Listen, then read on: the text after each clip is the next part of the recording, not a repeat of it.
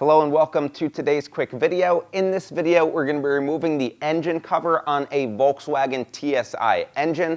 These are found on the 1.8Ts like what we have here, but they're also on the 2-liter turbos. To do that, there are a bunch of grommets that hold this on, and you're going to get below it, put some pressure on. As you can see at each corner, there's a grommet. They're going to pop up and out of place.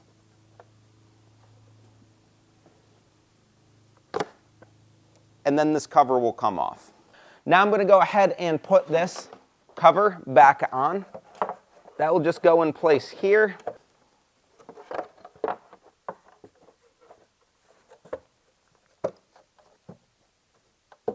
And press down all 4 corners so they pop, and that cover will be nice and secured. That's all there is to that. If you liked this video and found it helpful, leave a like and subscribe for more.